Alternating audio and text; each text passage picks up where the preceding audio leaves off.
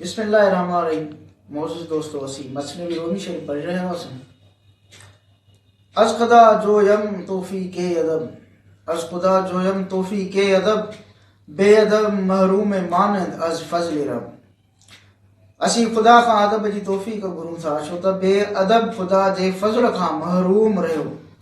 आम चवणी आहे त बा अदब बा नसीब, बेअदब बेनसीब।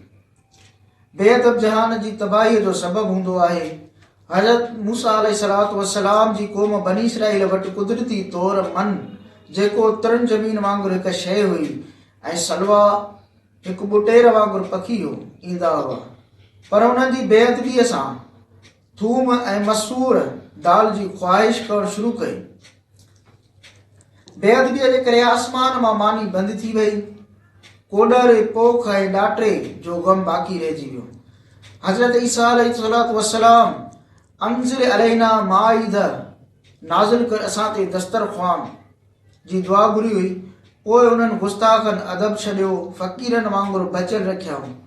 बदगुमानी ऐं लालच छाई दस्तरख़्वान ते नाशुक्री हूंदी आहे, उन जे करे उन्हनि ते रहमत जो दरवाज़ो बंदि थी वियो। आसमान मां मन वो सलवा बंदि थी वियो। ज़कात न ॾियण जे करे मींहुं बंदि थी वेंदो आहे। ज़िनाकारीअ जे करे वबा पकड़ंदी आहे। इंसानी गुनाहनि जे करे ख़ुदा जूं रहमतूं बीहजी वेंदियूं आहिनि ऐं मुसीबतूं नाज़िल थींदियूं आहिनि। इंसान जी बेअदबी मुसीबतुनि जो सबबु बनबी आहे। अहकाम ख़ुदाबंदी में बेबाकी ॿियनि जी तबाहीअ जो सबबु बणजंदी आहे। आसमान इताअत कई, सिज चंड्रमा रोशन थियो। मलाइकनि आदम अलैहिस्सलातु वस्सलाम जे ख़लीफ़े बणजण जी इताअत कई, जंहिं करे मासूम ऐं पाक करार ॾिना विया। बदकारनि खे ड्रेजा लाइ सिज ग्रहण थींदो आहे। शैतान आदम अलैहिस्सलातु वस्सलाम खे सजदो न करण जे करे मरदूद थी वियो। सलूक जे रस्ते में जेको गुस्ताखी करे थो, उहो हैरत जी वादीअ में ॿुॾी वञे थो, यानी उहो कॾहिं बि कामयाब न थींदो।